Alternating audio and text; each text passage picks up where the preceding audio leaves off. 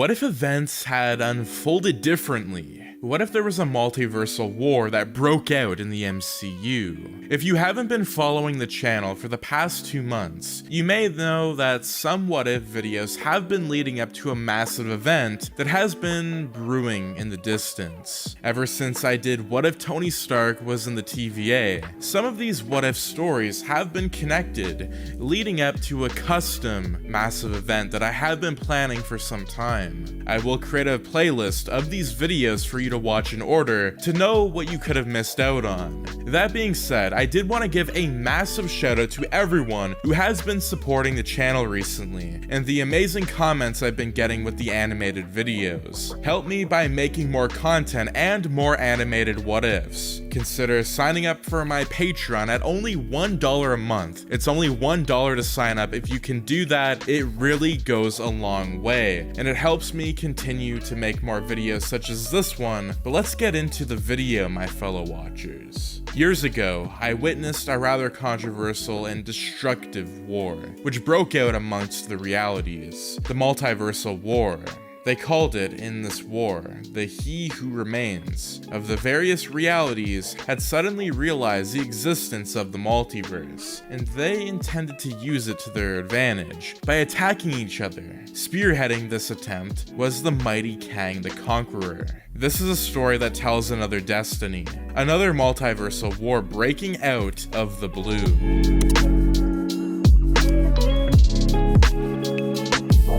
The destruction of lives, the impending end of the world as we know it. In one reality, Gwen Stacy opened her eyes, surprised to see herself in a rather dark chamber. When she looked at the man in front of her, she began to fidget. Where was she, and what was she doing here? The last thing she remembered was being abducted by this man, who had posed to be a cab driver. Gwen took a deep gulp, knowing that she was in a lot of trouble. The man smiled at her and introduced himself to her as the One Who Remains. He informed her that he was from a different reality, and he was fed up with one of his copies, trying to create a sacred timeline.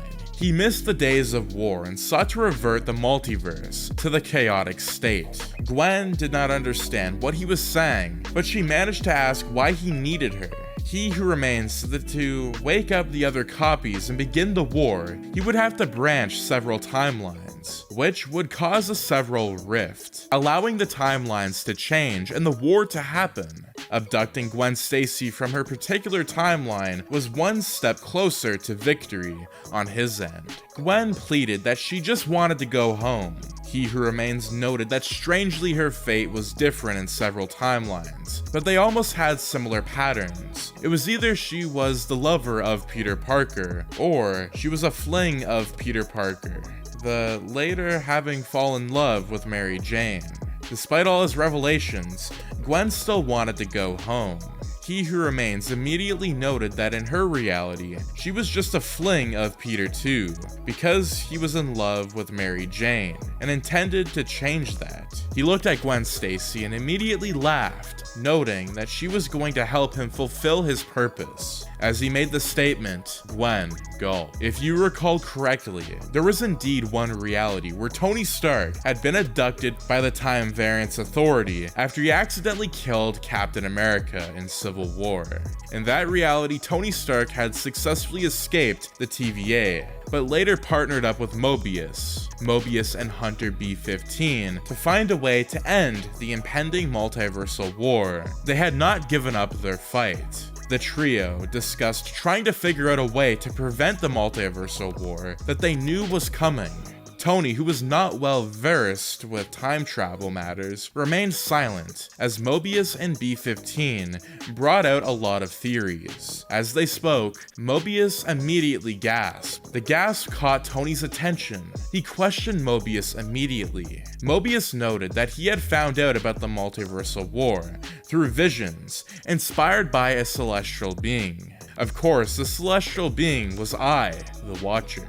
Mobius noted that the interference of the Watcher had caused him to have memories he shouldn't have, and also, it caused him to know things that he shouldn't have known. That was how he knew that there was supposed to only be one person who could have caused the Multiversal War. He Who Remains was his name. But in many other realities, he had an alternate version known as Kang the Conqueror. He Who Remains walked with Gwen into a park. He held her hands and smiled at her. Gwen turned to smile at him too. She had no choice but to do his every desire. Using his devices, he had successfully mind-controlled Gwen to do whatever he wanted her to do, and now he wanted to find Peter too. Gwen walked into the park, spotting Mary Jane and Peter too in the park. She walked up to Peter and kissed him softly on the lips, an act that generated a look of disgust from Mary Jane. Mary Jane made to push her away, but before she could make a move, she realized she could not feel her legs. Who was doing this? At that moment, Peter too stopped kissing Gwen and smiled. He took her hand and walked out of the park, leaving a shocked Mary Jane.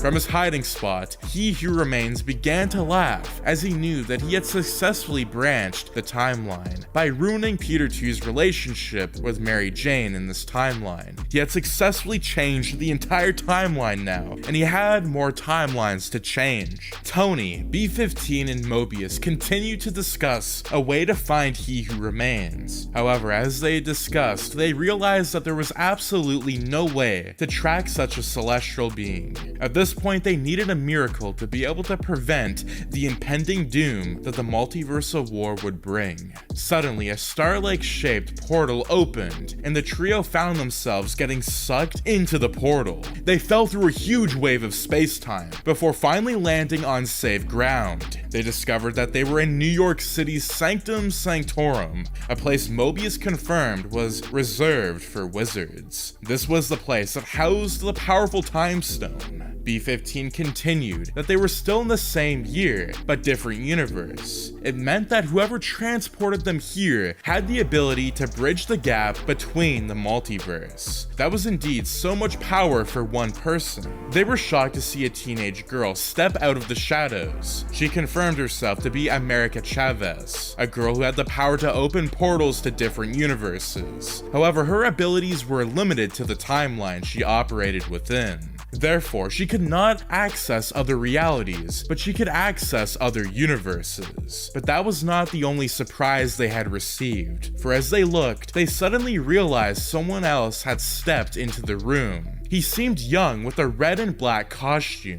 He had two swords at his backs, and his face was scarred. He introduced himself as Deadpool, and said that this variant of him was recruited by the Watcher too, to combat He Who Remains. In the reality he was from, Deadpool had undergone several experiments to cure his terminal cancer. However, in return, he was scarred permanently. However, in his universe, he had worked with his captors and became their official assassin, until he retired and went into hiding.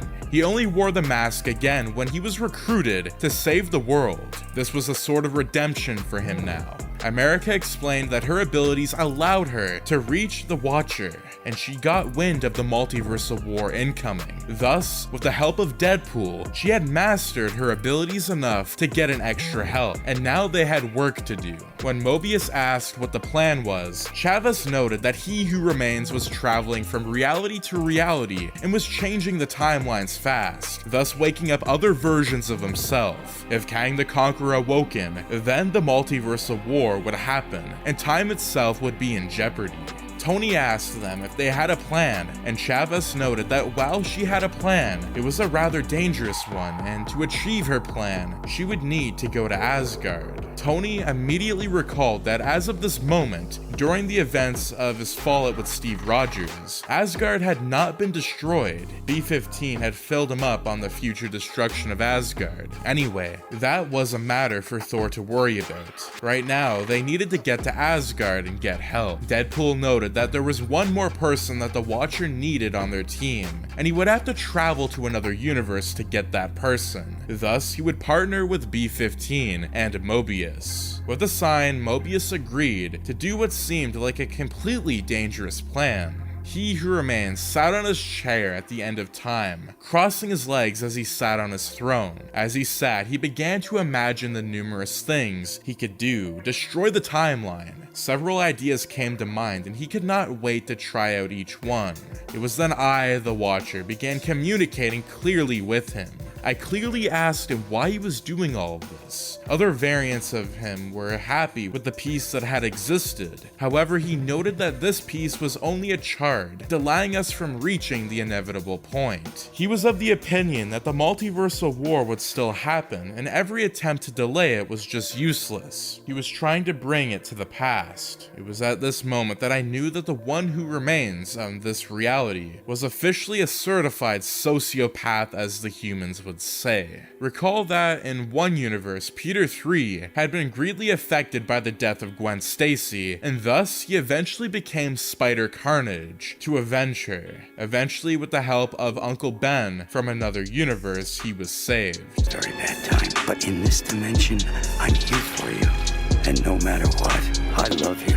However, at this moment, Mobius, B-15, and Deadpool stepped into his room, with Deadpool carrying a suitcase. Peter 3 immediately acted on his instincts and began to battle these strange visitors. However, after a while of several battles, Deadpool was able to pin him down, and then Deadpool injured Peter 3 with the Carnage symbiote, which was contained by the suitcase. Peter 3 screamed as he transformed. Chavez successfully teleported into the throne room of Asgard. Of course, this drastic entrance earned her and Tony the attention of the Royal Battalion. Tony immediately screamed that he was a friend of Thor and Odin, seated majestically on his throne, ordered his men to stand down. Odin asked Tony what he needed in Asgard, and Chavez responded by asking Odin that they all have to talk in private. Odin suspiciously ordered his servants to leave, then Chavez went ahead to call Odin Loki. Chavez quickly revealed that she knew Loki had sent his father to Earth, and he was impersonating him.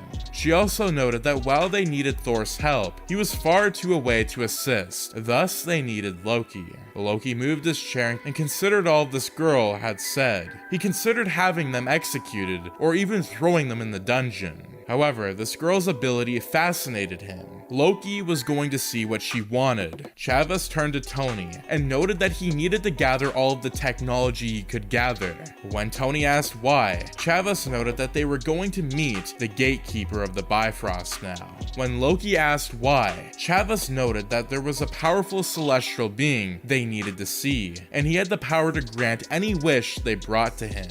And that is going to end the first part to the mega story called What If the Multiversal War had happened in the MCU. If you guys are a little bit confused on this storyline and what is happening, I suggest you go back to the past 2 months and really watch those videos, because within those videos, I had implanted Easter eggs that would eventually set up the story. I really wanted the story done earlier, but that being said, considering this is the first part, it's going to be a very long video. It took a long time for this to happen, and this is really going to be an interesting take on how the Multiversal War could have turned out in the MCU. And I'm really glad that I'm bringing in characters such as Spider-Carnage, Loki, Sorcerer Supreme, which will eventually come in soon, but also TVA Tony Stark. If you guys do enjoy these videos, do make sure to subscribe, like, share, and turn those notifications on so you and your friends are all up to date with the latest content. That being said, thanks for tuning in and have a fantastic day.